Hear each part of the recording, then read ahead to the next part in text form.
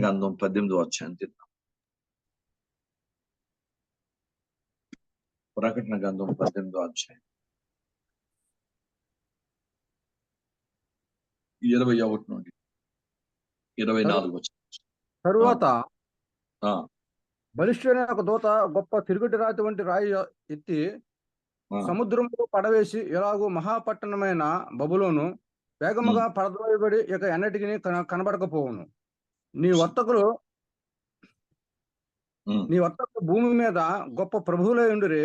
జనములన్నయూ నీ మాయమంత్రముల చేత మోసపోయారు. కావున వైనికుల యొక్కయు గాయకుల యొక్కయు పిల్లన గురోవి ఊదువారి యొక్కయు బోర్ల ఊదువారి యొక్కయు శబ్దము ఇక ఎండను నీలో వినబడదు. మరి ఏ శిల్పమైనా చేయు శిల్పి ఎవడను నీలో ఎంత మాత్రమో కనబడడు. తిరుగటి ధ్వని ఇక ఎండను నీలో వినబడదు. దీపపు వెలుగు నీలో ఇకను ప్రకాశింపదు. పెండ్లి కుమారుని స్వరమును పెండ్లి కుమార్తె స్వరమును నీలో ఇక ఎండను వినబడవు అని చెప్పాను. మరియు ప్రవక్తల యొక్కయు పరిశుద్ధుల యొక్కయు భూమి మీద వధింపబడిన వారందరి యొక్కయు రక్తము ఆ పట్టణంలో కనబడినను. బైబిల్ గ్రంథాన్ని పరిశీలిస్తే లోకము ఎంత భయానకమైన పరిస్థితిలో ఉంది అని ఒక్కసారి దైవాత్మానుసారమైనటువంటి మాటలు మనం ధ్యానిస్తున్నాం. లోకం ఎంత భయంకరం, దీన్ని నమ్మి దీన్ని ఆశ్రయించి లోకము, లోక పద్ధతులు, లోక పరిస్థితులు, లోక ప్రభావాలు, లోక సంబంధమైన ఇష్టాలు, లోక సంబంధమైన కోరికలు, లోక సంబంధమైనటువంటి మనస్తత్వాలు, లోక సంబంధమైనటువంటి క్రియలతో క్రైస్తవ జీవితంలో ఎవరు మనం బతకడానికి లేదు. బైబిల్ గ్రంథం చెప్తుంది, యేసు రక్తంలో కడగబడిన ప్రతి దేవుని బిడ్డ మనస్తత్వం, హృదయం, అంతరంగం, ఆలోచన, మనం మీద ప్రతి ఒక్కటి దేవునికి అనుకూలంగా నేను మీరు ప్రతి ఒక్కరి కూడా మనం మార్చబడితే గాని మనం లోకంలో ఉన్నాం. కానీ లోక సముద్రం కాదు కనుక లోకంలోకి వస్తున్న పరిస్థితులు కూడా చాలా భయానకంగా ఉంటున్నాయి. కనుక దాన్ని బట్టి ఇక్కడ మహాబబిలోను పట్టణం లోకానికి సదృశ్యం.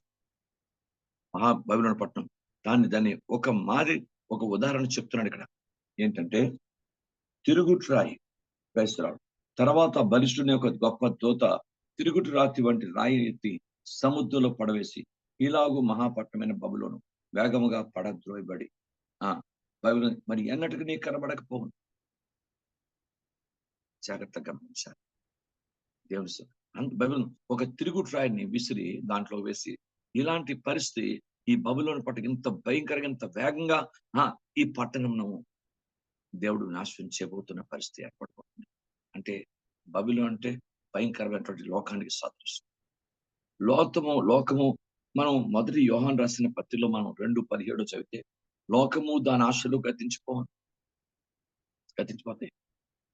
బైబిల్కి అందరం దేవుడు ఈ ప్రపంచాన్ని చాలా భయానకమైన పరిస్థితి తీసుకెళ్తాడు. ఎందుకంటే ప్రజలు దైవ చిత్తాన్ని పక్కన పెట్టి, దైవవాక్యాన్ని పక్కన పెట్టి, దేవుడు కానివాటికి, దైవ చిత్తమును కానివాటికి ఎక్కువగా ఎగబడుతూ, పాల్పడుతూ, జీవిస్తూ, ఎవరికి వారే ఉగ్రతను తెచ్చుకుంటూ, ఎవరికి వారే ఉగ్రతను కలుగు చేసుకుంటూ, తోటి వారి పరిస్థితి కాకుండా వాళ్ళకి వాళ్ళే భయానకమైన పరిస్థితులు ఏర్పరచుకుంటూ దైవ చిత్తాన్ని దేశాలు, మనుషులు కోల్పోతున్న పరిస్థితులు ఏర్పడుతున్నాయి ప్రపంచం. ఇలాంటి పరిస్థితి నుంచి దైవ సంకల్పమైనటువంటి విమోచన కావాలి. అందుకే దేవుని పాదాల దగ్గర బైబిల్ అని చెప్తుంది, లోకము దాని మీద ఆశ పెట్టద్దు. మీరు యెషయా గ్రంథం చదివితే 30వ అధ్యాయం ఒకసారి తీయండి. లాస్ట్ టైం మీకు ఈ మాటలు మీకు నేను చెప్పి ఉండొచ్చుకున్నాను. యెషయా గ్రంథం 30వ అధ్యాయం తీస్తే దాంట్లో ప్రవచనాత్మకమైన మాటలు రాస్తాడు. 30వ అధ్యాయం యెహోవా వాక్కు ఇదే. చదవండి, 2 వచనాలు చదవండి. యెహోవా వాక్కు ఇదే, లోబడి పిల్లల శ్రమ పాపమునకు పాపం కూర్చుకున్నట్లుగా వారు నన్ను అడుగక ఆలోచన చేయుదురు. నా ఆత్మ నియమింపనే సంధి చేసుకుందరు. వారి నా నోటి మాట విచారణ చేయక ఫరో బలము చేత తమను బలపరుచుకుంటకు ఐగుప్తు నీడను చరణజొచ్చుటకు ఐగుప్తునకు ప్రయాణం చేయుదురు. వలన కలుగు బలము మీకు అవమానకరమగును, ఐగుప్తు నీడను చరణజొచ్చుట వలన సిగ్గు కలుగును. చూసారా, లోకం ప్రజలందరూ లోకం. క్రైస్తవులు ఉదయకాలం లేచిన దగ్గర నుంచి ఏమి తిందుమో, ఏమి తాగదుమో, ఏమి ధరించుకుందుమో, తెల్లవారు లేచిన దగ్గర నుంచి ఈ వ్యాపన, ఈ లోక సంబంధమైన యాతన. ఇది కాదు, ఇది ప్రతి కుటుంబంలో ప్రతి పరిస్థితిలో ఉంటాయి. కానీ దేవుని ఆత్మానుసారంగా అభిషేకంతో, ప్రార్థనతో, వాక్యంతో, ఆత్మతో నింబడి అభిషేకింపబడి ప్రతి స్త్రీ ఆత్మపూర్ణ స్త్రీగా అభిషేకం స్త్రీగా మార్చబడాలి. ప్రతి పురుషుడు ఆత్మీయుడిగా అభిషేక్తుడిగా మార్చబడాలి. దినాలు ఎంత భయంకర చెడ్డవని పౌలు గారు రాస్తున్న దినాల్లోనే అసలు దినములు చెడ్డవు కనుక సమయమును పోనీక సద్వినియోగపరచుకోమని లేఖనాలు అప్పుడే FC 5:15 రాశాడు. అప్పుడే రాశాడు. మరి ఇప్పుడు ఇంకా పరిస్థితులు ప్రతికూలంగా ఉంటున్నాయి, ఇంకా భయంకరంగా ఉంటున్నాయి. ఆ బంగ్లాదేశ్ పరిస్థితి పొద్దున ఏ స్థాయికి, ఏ స్థితికి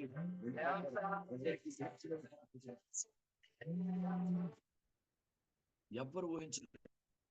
అలాంటి పరిస్థితులు ప్రపంచంలో ఏర్పడుతున్నాయి. నేనైనా మీరైనా తండ్రి కనికరించమని ప్రార్థన చేయాలి. తండ్రి పాదాలు కనికరించు, తండ్రి మమ్మల్ని కనికరించు, మా జీవితం అనుగ్రహించమని తండ్రి సన్నిధిలో ప్రార్థన చేయబద్దులుగా ఉందాం. కృప చూపించండి నేను.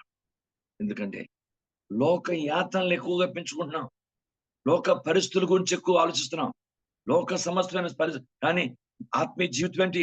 ఒకవేళ నేను తోచబడితే నా పరిస్థితి ఏంటి?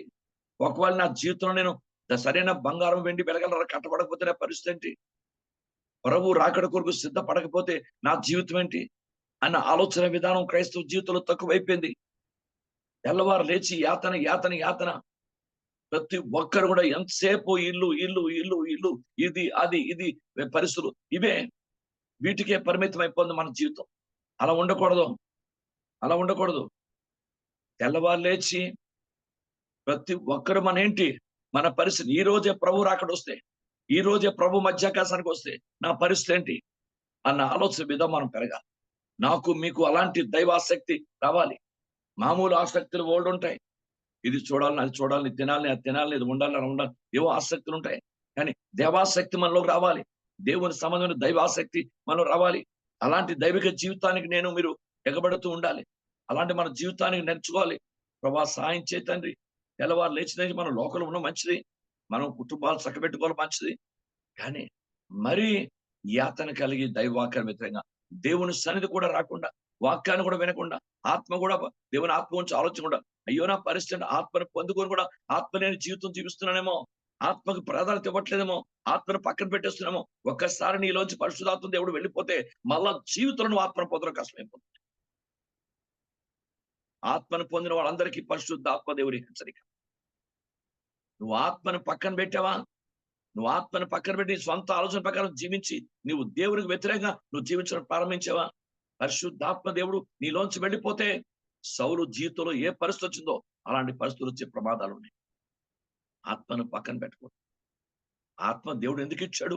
నువ్వు ఒంటరిగా బతకలేవు, నువ్వు అనాథవు కాకూడదు, నీ జీవితం అనాథ కాకూడదు, నువ్వు ఒంటరిగా బతకలేవు, నీ జీవితంలో తగినంత స్థితి లేదు. కనుక నీకు సహాయం కావాలంటే ఎలా పడిపోయినా ఎక్కడ తప్పిపోయినా లేవనెత్తిని బలపరిచి ఉజ్జీపరిచి మళ్ళా దేవునికి అనుకూలంగా మార్చి ప్రభు చిత్తానుసారంగా, ప్రభు మార్గంలో, ప్రభు సత్యంలో, ప్రభు జీవంలో, ప్రభు యొక్క వాక్యానుసార జీవితంలో నిన్ను నడిపించాలి, నిలబెట్టాలి, ప్రభు సాక్ష్యం ఉండాలి అనుకుంటే పరిశుద్ధాత్మ సాయం లేకుండా నువ్వు బతకడం చాలా కష్టం. అలాంటి పరిశుద్ధాత్మను దుఃఖపరిచేవారుగా ఉండకూడదు, బాధపరిచేవారుగా ఉండకూడదు. దేవుని ఆత్మ సంఘంలో ప్రతి ఒక్కరూ ప్రాధాన్యత ఇవ్వండి. పరిశుద్ధాత్మానుసారంగా ఉండే ప్రయత్నాల్లో ప్రతి ఒక్కరు ఉండి తీరాలని ప్రభు యొక్క ఆత్మ నాతో మీతో మాట్లాడుతున్నాడు. ఎందుకంటే లోకం చాలా భయానకమైన పరిస్థితులు ఉంది. ఇదిగో తిరుగుట్రాయి సముద్రంలో పడవ పెడితే ఎట్లా ఉంటుందో, లోకం ఆ స్థితిలోకి బబిలోను ఆ స్థితిలోకి వెళ్ళిపోతున్నాడు. బబిలోను లోకం ఇప్పుడు ఆల్రెడీ చాలా వరకు నాశనం అయిపోయింది. ఇప్పటికి ఇంకా నాశనానికి కొంత స్థితి ఉంది, ఇంకా అది కూడా నాశనం అయిపోతే ఇంకేంటి పరిస్థితి?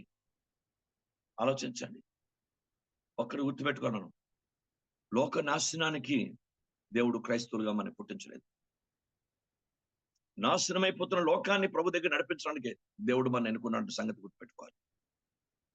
నాశనం అయిపోతున్న లోకాన్ని దేవుని వాక్యం చేతనో, నీ సాక్ష్యం చేతనో, ప్రభు యొక్క ప్రేమ చేతనో ప్రతి ఒక్కరిని పట్టుకొని అగ్నిలోంచి కొంతమందిని లాగి దేవుని సన్నిధికి నడిపించవలసిన బాధ్యత మన జీవితంలో ఉంది. అది నాకు మీకు చాలా అత్యవసరం. ఇది మనం గమనించి మన ప్రార్థన, మన ఆత్మీయత, మన ఆధ్యాత్మిక స్థితిని దేవునికి అనుకూలంగా మార్చుకోవాలని పరిశుద్ధాత్మ తండ్రి మాట్లాడుతున్నాడు. కనుక ఏదో మన ఎంతసేపు మన ఇల్లు వాకిడు, మన పరిస్థితి, మన వండి, మన బంగారు, మన పరిస్థితి, మనకున్న వ్యాపకాలు, మనకున్న పరిస్థితులు, మనకున్న ఎంగేజ్మెంట్స్, మనకున్న పరిస్థితి ఇవే చూసుకుంటే అసలు దేవుని పని ఎవరు చేస్తారు? అందరూ మీ సొంత కార్యములు చూసుకొచ్చున్నారు. దేవుని పని ఎవరు చేస్తారు? Every Christian we must be enlightened by the word of God. దేవుని వాక్యం ద్వారా వెలిగించబడాలి. ఆత్మచేత వెలిగించబడాలి. మనం మన కొరకు కాదు, మనం యేసు కొరకు. Praise the Lord. ఇది గుర్తుపెట్టుకొని మనం జీవించడం నేర్చుకోవాలని ప్రభు ఆత్మ మనతో మాట్లాడుతుంటాడు. తండ్రి సహాయం చేయ ప్రభా. జీవితాన్ని వ్యర్థం గడిపేస్తున్నామేమో. Praise God. సందర్భం వచ్చినప్పుడు, కష్టం వచ్చినప్పుడు, బాధ వచ్చినప్పుడు, లేవలేని పరిస్థితున్నప్పుడు తండ్రి తండ్రి తండ్రి అయ్యా అయ్యా సాయం చేయండి అయ్యా అంటే ఎంతవరకు న్యాయం అది? బతుకున్నప్పుడు నీ సమయాన్ని లోకానికి ఇచ్చావా? శరీర సంబంధమైన క్రియల్ని పాపసం వాడికి, లోకసం వాడికి, ప్రపంచం వాడికి, ఈ కార్యక్రమాలకు ఆ కార్యక్రమాలకు వెళ్ళి నీ జీవితాన్ని, నీ శరీరాన్ని వెచ్చిప్పజేసుకున్నావా? ఆరోగ్యం ఉన్నప్పుడు నీ ఎనర్జీని నీ దేవునికి ఇవ్వకుండా శరీర సంబంధంగా వాటికి ఇచ్చుకున్నావా? ఎంతవరకు ప్రభువుకు అనుకూలమైంది? అది ఆలోచించి బబిలోని ఎట్లా కూలిపోతుందో లోకం అట్లా కూలిపోతుంది. తిరుగుట్రాయి గురించి మనం బైబిల్లో అది ఎందుకు తిరుగుట్రాయి అన్నాడు? ఓ పెద్ద రాయి వేసేవచ్చు కదా, ఒక ఇనుము లాంటి రాయి వేసేవచ్చు కదా అని చెప్పొచ్చు కదా. అది శిక్షకు సాదృశ్యం. న్యాయాధిపతుల గ్రంథంలో 16వ అధ్యాయము 22వ వచనం చదవండి. 16వ న్యాయాధిపతుల గ్రంథము 16వ అధ్యాయము 22వ వచనం. అతడు బందీ గృహంలో తిరగలి విసురు వాడాను. అయితే అతడు క్షౌరము చేయబడిన తరువాత అతని తల వెంట్రుకలు తిరిగి మొలుచుటకు మొదలుపెట్టాను. ఫిలిస్తీ 23 భాస్కరం. ఫిలిస్తీయుల సర్దారులు మన దేవత మన శత్రువైన సంసోనును మన చేతికి అప్పగించి ఉన్నదని చెప్పుకొని తమ దేవతైన దాగోనుకు మహాబలి అర్పించుటకును పండుగ ఆచరించుటకును కూడుకునిరి. జనులు తిరుగొట్టి రాయబడి అతను తిరుగులు విసిరాడని రాయబడింది. ఉంది భాస్కర్, 22 అండి భాస్కర్. అదే 22 చదువు. అతడు బందీ గృహంలో తిరగలి విసురు వాడాయను. చూసారా? తిరుగొట్టిని విసురువాడాయను. ఆయన తిరగలి విసురుడండి మహాబలవంతుడు. మేక పిల్లను చీల్చినాడు, సింహాన్ని చీల్చే ఆత్మశక్తి గలవాడు, ప్రతిష్ఠితుడు, నాజీరు చేయబడ్డాడు, ఆత్మపూర్ణుడు, అభిషేకంతో దేవుని ఏమి కాకుండా ఇనప గొలుసులు తెంపేస్తున్నాడు. శక్తివంతమైనటువంటి వాడు, శారీరంగా, ఆత్మీయంగా, మానసికంగా కూడా అభిషేక్తుడు, ప్రతిష్ఠించబడిన దైవిక వ్యక్తి. అతను తిరగల విసరడం ఏమిటి? ఒక్కసారి ఒక ఆడదాని మాదిరిగా అయిపోయినాడు. దైవత్వాన్ని పక్కన పెట్టాడు. గుర్తుపెట్టుకోండి, ఒక ఆడదాని గురించి దేవుణ్ణి పక్కన పెట్టాడు. ఇతను ఆడదైపోయాడు, తిరగలు విసురుతున్నాడు. ఎంత దౌర్భాగ్య స్థితి! దేవుడు మనకిచ్చిన అప్పగించిన బాధ్యతలను, దేవుడు మనకు అప్పగించిన భారాన్ని, దేవుడు మనకు అప్పగించిన పరిచయను, దేవుడు మనకు అప్పగించిన కార్యాన్ని, దేవుడు మనకు అప్పగించిన స్థితిని, ఒక బిలీవర్ ఉండి, ఒక సేవకుడు ఉండి, ఎవరైనా సరే దేవుడు మనకు అప్పగించాలని మనం పక్కన పెట్టేస్తే మన పరిస్థితి ఏంటి? లేఖనాల్లో ఉన్న సత్యమని, దైవవాక్యం సత్యమని. అతడు కోరుండి దైవ చిత్తాన్ని అనవసరంగా వాక్యాన్ని వ్యతిరేకంగా బైబిల్ గ్రంథాన్ని చదివితే అతడు ఆ స్త్రీని ముందు ఫిలిస్తీయులు అక్కడ మోహించాను రాయబడింది. దైవ చిత్తాన్ని వ్యతిరేకుడు వాడికి వెళ్ళాడు, అక్కడ వాక్యాన్ని వ్యతిరేకం వెళ్ళి అక్కడ మోహించాడు. కనీసం వాళ్ళకైనా ప్రభు దగ్గర నడిపించాల్సిన శక్తి ఉందని అక్కడ చేసి లేదు. ఇతను అక్కడ దైవ చిత్తానికి వ్యతిరేకమైన కార్యక్రమాన్ని లోబడ్డాడు. దేవుని బిడ్డలు అందరూ, నేను మీరు కూడా జ్ఞాపకం చేసుకున్నాం. ఏదైనా ఒక కార్యక్రమానికి, ఒక పరిస్థితికి అక్కడ వెళ్ళామనుకోండి, అక్కడ ఎవరైనా ఇతర దగ్గర ప్రభు దగ్గర నడిపించే శక్తి ఏదైనా ఉంటే పర్వాలేదు. లేదా నువ్వే ప్రభువును కోల్పోయిన పరిస్థితి ఉంటే జాగ్రత్త, అక్కడ వెళ్ళకపోవడం మంచిది. వెళ్ళి నీవు దేవుని యొక్క రాజ్యాన్ని కోల్పోయిన దానికంటే, నీ జీవితంలో దైవత్వాన్ని కోల్పోయిన దానికంటే వెళ్ళకపోవడం మంచిది. ఇది మనం నేర్చుకోవాలి. దేవునికి స్తోత్రం.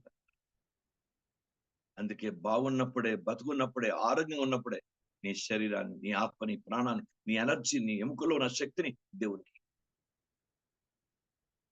క్రైస్తవం. అంతకీ బలము క్షీణించినప్పుడు తప్పకుండా దేవుడు తన బలాన్ని నీకిచ్చి నీ ఎముకలో నూతన బలాన్ని కలుగు చేస్తాడు. దేవునికి స్తోత్రం. అందుకే నీతిమంతులు వారు ముసలితనం కూడా చిగురు పెట్టు చుదురు అని లేఖనం 98 కీర్తనలో రాయబడుతుంది. ఎందుకంటే ప్రభువుని ప్రకటించడానికి ఆయనలో ఏడు చెడుతనం లేదని, ఆయన దైవికమైన ఔన్నత్యాన్ని, ఆయన పరిశుద్ధం లేక ఆయన రాజ్యాన్ని ప్రసిద్ధి చేయటకు వారు ముసలి వయసులో లేక ముదిమి వచ్చిన వయసులో కూడా వాళ్ళు చిగురిస్తారని పరిశుద్ధ గ్రంథంలో రాయబడింది. 92వ కీర్తన చదువుతున్నాం. 12 నుంచి తర్వాత చదువుతాం. అక్కడ వచనం ఉంటుంది. 12 వచనం 92 అధ్యాయం. కనుక చాలా అద్భుతమైన విషయం ఇది. ఇప్పుడే నీ ఎనర్జీని దేవుడికి, ఇప్పుడే నీకున్న శక్తిని దేవుడికి, ఇప్పుడే నీకున్న బలాన్ని దేవుడికి, ఇప్పుడే నీకు ప్రతి స్త్రీ కూడా, ప్రతి బ్రదర్ సిస్టర్ యవనస్తులు జ్ఞాపకం చేసుకోండి. ఇలా అలాగే అన్ని ఇలాగే చెప్తారా మాత్రం మాస్టర్, ఇలా అన్ని చెప్తాడే అలాగే మాట్లాడతాడు అనుకోండి, పర్వాలేదు. బట్ నువ్వు లాస్ అయిపోయింది. నువ్వు మాస్టర్ గారు నీ జీవితం, నీ ఇష్టం, నీ పరిస్థితిని బట్టి లాస్ అయిపోయినా ఉంటాయి నువ్వు. కనుక లేఖనాలు చెప్తున్నాయి, సముద్రంలో తిరిగి రాయపడడం అది శిక్ష. అది సంసోనికి శిక్ష. అది ఇక్కడ మాదిరి చూపిస్తున్నాడు, ఉదాహరణ చూపిస్తున్నాడు. ఒక రాయిని తిరిగి రాయి వేసి ఈ విధంగా బబిలోను కూలిపోతుంది, ఈ విధంగా బబిలోను సముద్రం పడబోతుంది, ఈ విధంగా ఆ దేశం నాశనం అయిపోతుంది అని చెప్తున్నాడు. లోకం బబులు అంటే సాదృశ్యం, లోకం నాశనం అయిపోతుంది. చాలా జాగ్రత్త పడాలి. ఒకప్పుడు మా చిన్నప్పుడు, నా ఊళ్ళో చెప్తాను, మా చిన్నప్పుడు ఎక్కడో ఊర్లో ఎక్కడో దూరంగా ఎక్కడో ఉండి ఓ సారా కొట్టు ఉండేది. ప్రజలు అది ఎక్కడికో వెళ్ళి వాళ్ళ ఇష్టాన్ని నెరవేర్చుకుంటూ తాగుతూ ఏదో వచ్చి, ఇప్పుడు ఎలాంటి భయంకర పరిస్థితులు ప్రపంచంలో ఏర్పడ్డాయి. వీధికో వైన్ కొట్టు, ఇంటికో మందు కొట్టు, ఎంత దుర్మార్గతన పరిస్థితి ప్రపంచం ఎదిగిపోయింది. వైన్ 4 అక్షరాలకి అర్థం తెలియని 10th క్లాస్ కుర్రాడు కూడా వైన్ తాగి తండ్రిని అవమానపరుస్తున్నాడు. పరిస్థితులు ఎంత విషపూర్తిగా మారిపోయి. ఆలోచించండి. దేవుని పాదాలు దేవుడిని నేను మీరు నేర్చుకున్నాను. తండ్రి సహాయం చేద్దాం. ఎంత దుర్మార్గమైన పరిస్థితి, లోకము దాని పరిస్థితులు నాశనం అయిపోతుందని బైబిల్ గ్రంథంలోనే రాయబడింది. ఎందుకంటే ఇంకా నీకు దైవ స్వరం వినపడదు. నా గొర్రెలు నా స్వరం వింటాయి. ఎవరు యేసు గొర్రెలుగా ఉంటారో, ఎవరు యేసు ప్రభు పాదాలు ఉంటారో, ఎవరు ఆయనతో సవాసం చేస్తారో, ఎవరు ఆయన పాదాల దగ్గర దైవికంగా బతకడం నేర్చుకుంటారో, ఉద్యోగం చేసినా, వ్యాపారం చేసినా, ఏ రీతిలో జీవితం గడుపుతున్నా దైవాత్మానుసారంగా ఎవరు దేవునికి ప్రాధాన్యత ఇచ్చి ఆయన చిత్తాన్ని నెరవేర్చే స్థాయిలో ఉంటారో వాళ్ళకి దేవుని స్వరం వినపడుతుంది. మిగతా వాళ్ళు దేవుని స్వరం వినపడదు. వినపడుతున్నావు, ఏం సిద్ధపడతావు? వినపడేవాడే సిద్ధపడతాడు. వినపడవానికి సిద్ధపాటు ఏముంది? ఇంకా చెవులు మూసుకుపోతే లోక పరిస్థితులు విని, లోక పాపం విని, లోక పాటలు విని, లోక క్రియలు విని, లోక పరిస్థితులు విని, ఇవన్నీ చెవులు మూసుకుపోతాయి.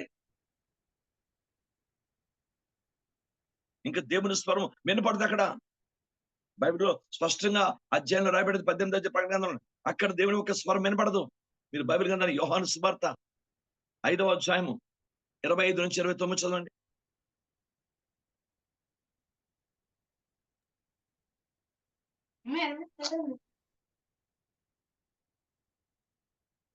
యోహాను సువార్త 5వ అధ్యాయం 24, 25 నుంచి 29. మృతులు దేవుని కుమారుని శబ్దం విను గడియ వచ్చున్నది. ఇప్పుడే వచ్చి ఉన్నది. దాన్ని వినువారు వింతురని మీతో నిశ్చయముగా చెప్పుచున్నాను. తండ్రి ఎలాగో తనంతట తానే జీవమగలవాడే ఉన్నాడో, అలాగే కుమారుడు తనంతట తానే జీవమగలవాడే ఉండుటకు కుమారునికి అధికారం అనుగ్రహించను. మరియు ఆయన మనుష్య కుమారుడు కనుక తీర్పు తీర్చుటకు తండ్రి అధికారం అనుగ్రహించను. దీనికి ఆశ్చర్యపడకుడి, ఒక కాలం వచ్చున్నది. ఆ కాలమున సమాధిలో ఉన్న వారందరూ ఆయన శబ్దం విని మేలు చేసిన జీవ పునరుత్థానమునకును, కీడు చేసిన వారు తీర్పు పునరుత్థానమునకును బయటికి వచ్చేదారు. చూసారా, శబ్దం వస్తుంది. బోరధ్వని 4 దిక్కుల నుండి 4 దూతలు పెట్టి దేవుడు బోరధ్వని వినిపిస్తాడు. ఆ బోరధ్వని వినపడిన వారు తప్పని మెరకు కలిగి దైవ వాక్య ప్రకారము దేవుని రాజ్యానికి ఎత్తబడిన అవకాశాలు ఉంటాయి. ఇప్పుడు దేవుని వాక్యం వినకుండా లోక సంబంధం గడిపి సమయానంతా వృధా చేసుకొని వాక్యాన్ని వ్యతిరేకంగా కనీసం జుమ్ము కూడా రాకుండా, దేవుని స్థలంలో గడకుండా, దేవుని చిత్తానికి ప్రాధాన్యత ఇవ్వకుండా, వాక్యాన్ని ప్రాధాన్యత ఇవ్వకుండా, పరిశుద్ధాత్మ ప్రాధాన్యత ఇవ్వకుండా, దేవుని సంఘానికి ప్రాధాన్యత ఇవ్వకుండా, దేవుని సన్నిధికి ప్రాధాన్యత ఇవ్వకుండా, దేవుని వాక్యానికి చిత్తానికి ప్రాధాన్యత ఇవ్వకుండా ఇప్పుడు నీ జీవితాన్ని వ్యర్థం గడిపితే దాని ప్రమాద ఘడియలు, ప్రమాద పరిస్థితులు ఎంత భయంకరంగా ఉంటాయంటే కనీసం దేవుని శబ్దాన్ని కూడా వినవు. నీ చెవులు మూసిపోతాయి. దేవుని శబ్దం కూడా, నీకు ఆ దైవిక శబ్దం కూడా నీ చెవికి రానివ్వడానికి అవకాశం ఉంది. అలాంటి పరిస్థితి. అందుకనే జాగ్రత్త పడిపోవాలి. ఇప్పుడు దేవుని వాక్యం విని, దేవుని వాక్యంలో ఉన్న సత్యాన్ని గ్రహించి, దేవుని వాక్యంలో ఉన్న అర్థాన్ని గ్రహించి, దాన్ని బట్టి ఎప్పటికప్పుడే ఏ రోజుకు ఆ రోజే ఎప్పటికప్పుడే జీవితాన్ని సరి చేసుకుంటూ ఏ రోజుకు ఆ రోజే క్లీన్ గా మన జీవితాన్ని శుద్ధిపరచుకొని బతకగలిగితే ఏ క్షణంలో, ఏ గడియలో, ఏ దినంలో ప్రభువారు వచ్చినా ఆయన రాజ్యానికి ఎత్తబడిన సిద్ధపాటు మనం కలిగి ఉండడానికి అవకాశం ఉంటుంది. అలా కాకుండా మన జీవితాన్ని మనమే పాడు చేసుకునే పరిస్థితులు ఉంటే ఎంతవరకు న్యాయం అది? అలా ఉండకూడదు. తిరుగుట్రాయి శిక్షకు మాదిరి చూపిస్తున్నాడు ఇక్కడ. ప్రతిష్ఠితుడు తిరుగుట్రాయి వేసవలసిన పరిస్థితి ఏర్పడింది. బైబిల్ గ్రంథంలో ఉంది. మత్తయి సువార్త 18వ అధ్యాయం 6వ వచనం చూడండి.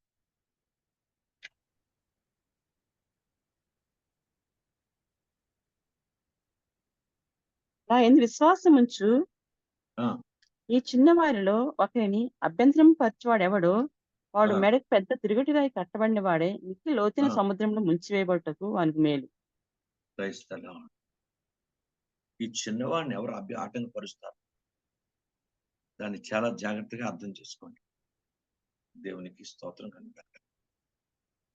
చిన్నవాడు అంటే 2 అర్థాలు ఉంటాయి. వయసుకు చిన్నవాడు వేరు. యోహాను రాసిన పత్రికలో చిన్న పిల్లలారా అంటాడు. అంటే ఆత్మీయతలో చిన్నపిల్ల. మనం ఆత్మీయతలో చిన్నపిల్లగా ఉంటాం. ఆత్మీయంగా ఎదుగుతుండాలి, పెరుగుతుండాలి. వాక్యానుసారణ అభివృద్ధి నాకు మీకు కావాలి. క్రైస్తవుడు బైబిల్ గ్రంథం చెప్తుంది, కొంతమంది అభ్యంతరాలు కలుగు చేస్తుంటారు. ప్రార్థన చేసుకుందాం రండి అని ఒకవేళ అడిగితే భార్య, ఇప్పుడేం ప్రార్థనే, ఇప్పుడే నేను పని మీద చాలా తిరిగి వచ్చాను, నువ్వు చేసుకో. అదే ప్రార్థన చేస్తున్నా రావి అని భార్యని భర్త అడిగితే, నీకేముంది, ఇంట్లో బోల్డు పనులు ఉన్నాయి, అవన్నీ చేయలేక నేను చచ్చిపోతున్నాను, మీరు తిరిగి వచ్చేస్తారు ఊరి మీద, నాకు టైం లేదు, మీరు చేసుకున్న తర్వాత నేను చేసుకుంటాను. ఇలా సాకులు చెప్పి తల్లిదండ్రుల మాట కానీ, దైవ సేవకుల మాట కానీ, దేవుని మాట కానీ ప్రక్కన పెట్టి దైవ చిత్తాన్ని వ్యతిరేకంగా భార్య భర్తలు ఉంటే మరి ఆ కుటుంబం ఎలా పరిశుద్ధాత్మానుసారం కుటుంబం? ప్రార్థనకి పిలిచాడు కదా, ప్రార్థన పిలిచింది కదా, వేరొక పనికి కాదు. ప్రార్థనకు అన్నప్పుడు సిద్ధపడి కనీసం సిద్ధం లేక వెంటనే సిద్ధపరచుకొని దేవుని సన్నిధిలో కూర్చుంటే మీ ఇద్దరి ప్రార్థన ఎంత ప్రజలకి ఆశీర్వాదకరంగా, అంగీకారంగా, ప్రభువుకు మహిమకరంగా ఉంది. ఎంతమంది దీవించబడతారు మీ ప్రార్థన వల్ల? ఆ ఆలోచన ఎందుకు రావట్లేదు? అమ్మ మార్కెట్కి వెళ్దామంటే త్వరగా తయారైపోతారు.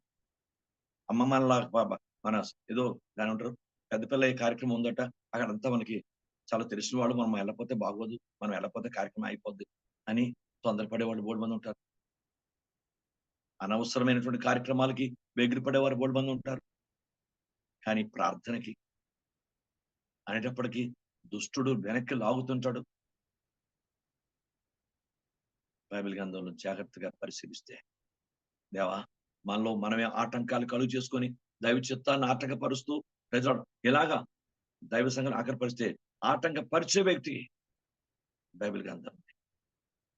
దాని పరిణామం ఎలా ఉంటుందంటే, ఈ చిన్నవాడిని ఎవరైతే అభ్యంతర పరుస్తారో, చిన్నవాడు అంటే కొత్తవాడు, వాడికి దైవిక వాక్యం చెప్పాలి, వాడిని ప్రభువులు నడిపించాలి, మనం దాన్ని శ్రద్ధ వహించాలి. అలా వాడిని కాకుండా ఇప్పుడే రా వాక్యం, ఇప్పుడే ప్రార్థన ఆలోచించుకో అన్న అలా ఉండే పరిస్థితి కాకుండా వాడిని ఆటంకపరిస్తే దాని పరిణామం ఏంటి? తిరుగుట్రాయి మెడలో కట్టబడి మిక్కిలి లోతైన సముద్రంలో తోయబట్టం మేలంటాడు అక్కడ. అది శిక్ష. అలాంటి భయంకర పరిస్థితులు తిరుగుట్రాయితో ఉంటున్నాయి. కనుక దేవుని వాక్యం అందుకే స్పష్టంగా రాశాడు లేఖనాల్లో, తిరుగుట్రాయిని తోసి పడవేసి ఇక ప్రపంచం ఈ స్థితిలో ఉంటుందని, బబిలోను అలా కూలిపోతుందని చెప్తున్నాడు ఇక్కడ. కనుక అలా ఉండవు. జాగ్రత్తగా మీరైనా జాగ్రత్త పడిపోవాలి. ఇంకా వైనికులు యొక్కయు, గాయకుల యొక్క, పెరణగ్రోవు ఊదువారి యొక్క, బొరలు ఊదువారి యొక్క శబ్దము ఇంకా నీలో వినపడదు. మరి ఏ శిల్పమైన చేయు శిల్పి ఎవడు నీలో ఎంత మాత్రం కనబడు. తిరుగుటువంటి ధ్వని ఇక నీలో అని ఉండదు. దీపపు వెలుగు ఇంకా నీలో ప్రకాశించదు. ప్రకాశింపదు. పెండు కుమారుడు స్వరము, పెండు కుమార్తె యొక్క స్వరము నీలో ఇక వినబడు అని చెప్పాను. అలాంటి పట్టణాల్లో, దేశంలో, అలాంటి రాష్ట్రాల్లో, అలాంటి పరిస్థితులు ఉంటాయంట. దేవునికి వాక్యం చెప్తుంది, దైవ ప్రజల యొక్క రక్తము భూమి మీద, మరియు ప్రవక్తల యొక్క, పశువుల యొక్క భూమి మీద ఇంకా వధింపని వారి యొక్క రక్తము ఆ పట్టణంలో కనబడదు. ఎంతో మంది హతసాక్షులు అయిపోతున్నారు.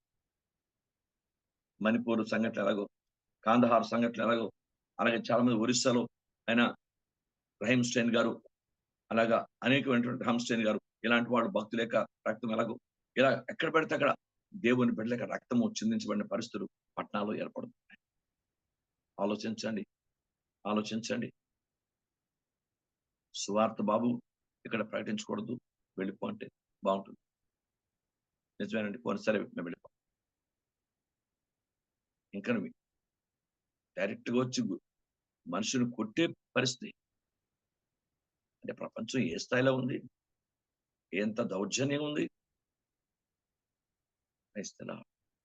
కానీ నువ్వు దౌర్జన్యం చేస్తున్నావు, నీ మీద కూడా దౌర్జన్య కార్యం జరుగుతుంది రోజు అన్న సంగతిని గుర్తెరగాలి.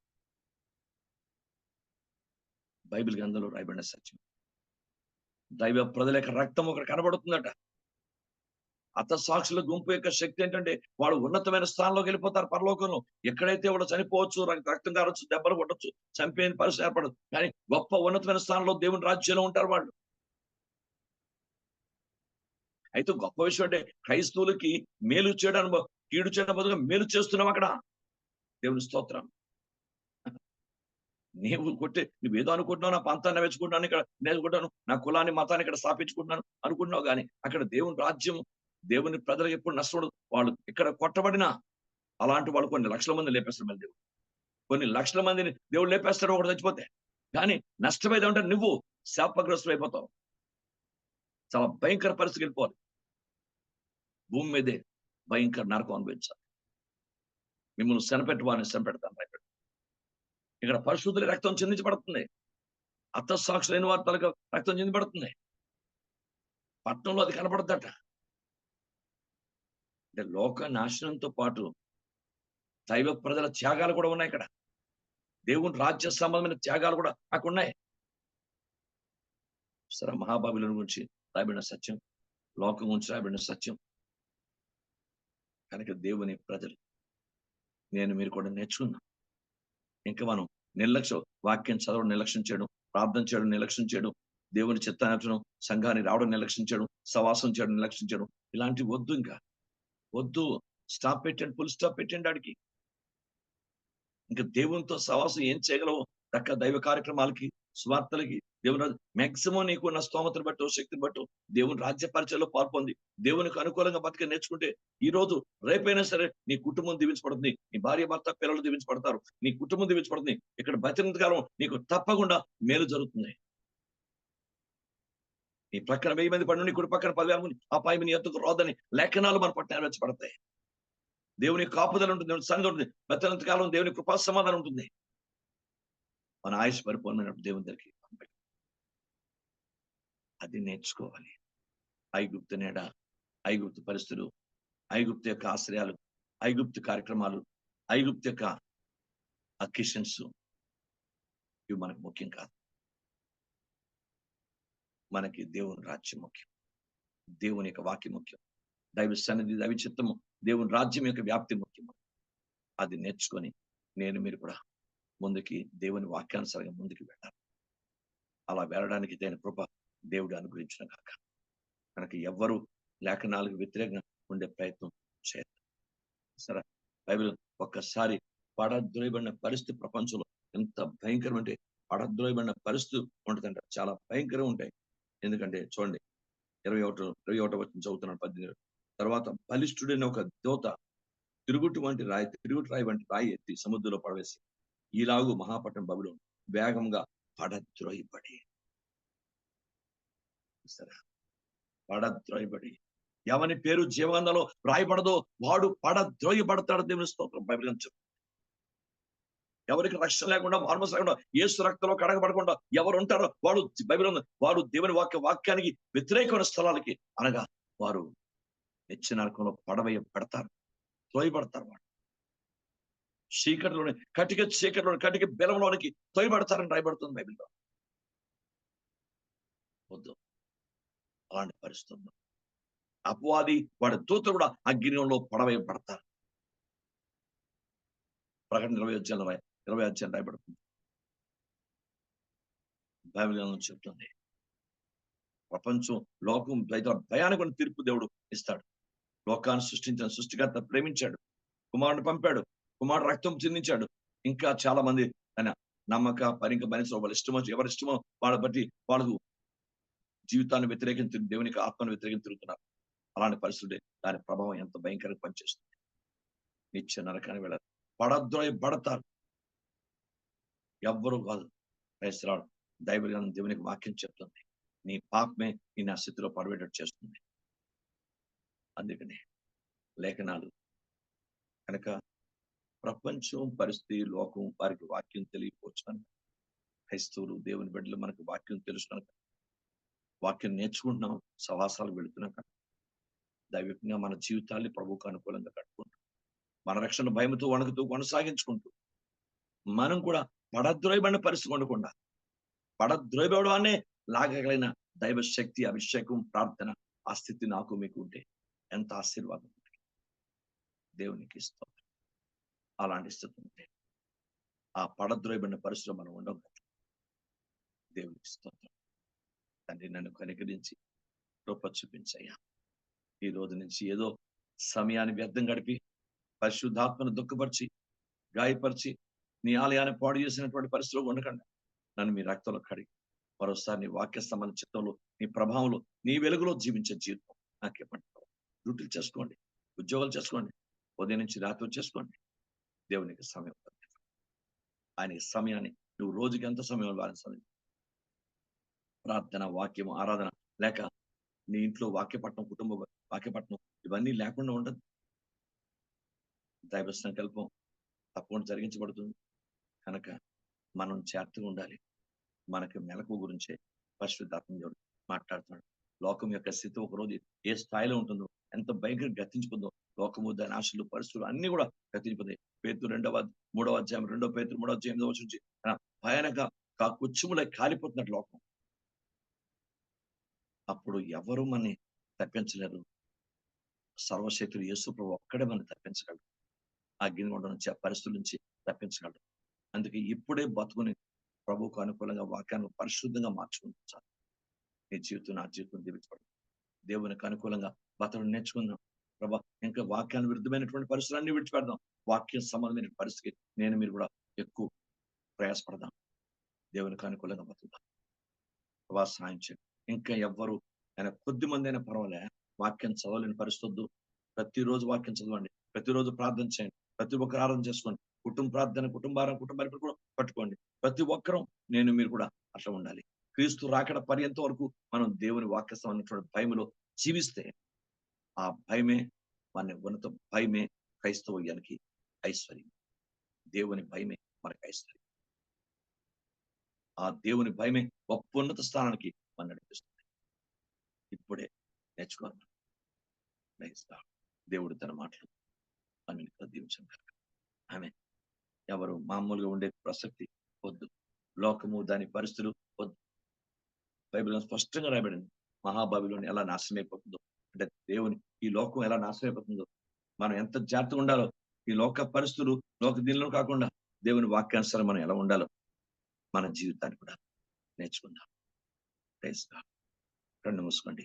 తండ్రి మీ రక్తంలో మరోసారి నన్ను కడిగి ఇంకా లోక సంబంధంగా, శరీర సంబంధంగా, ప్రకృతి సంబంధంగా ఉండే వ్యక్తి కంటే ఆత్మ సంబంధంగా, వాక్య సంబంధంగా, నీకు మహిమ సంబంధంగా ఉండే కృప మాకు ఇవ్వండి. దైవ సంబంధం జీవితాన్ని గడపడానికి సహాయం చేయ ప్రభా. దేవునికి దూరంగా, వాక్యానికి దూరంగా, సవాసానికి దూరంగా, సంఘం దూరంగా, పరిశుద్ధాత్మకు దూరంగా ఉండే ప్రయత్నం వద్దు వద్దు. ఇంకా దైవ వాక్యాన్ని వ్యతిరేకమైన పరిస్థితికి వెళ్ళిపోయిన పరిస్థితి వద్దు ప్రభా. సహాయం చేయ ప్రార్థన చేసుకుంటాం. పరిశుద్ధాత్మ ప్రేరేపణ కలిగి ఒకరు ప్రార్థన చేయండి.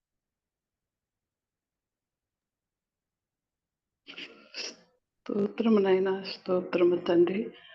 ప్రభా పరిశుద్ధుడా, జీవాధిపతి, జీవంగల తండ్రి, కనికరం గలవాడా, స్తోత్రాలు స్తోత్రాలు స్తోత్రాలు స్తోత్రాలు నా తండ్రి. ప్రభా శాశ్వత ప్రేమతో ప్రభు మా నాయన మమ్మల్ని కాచి దాచి ప్రభా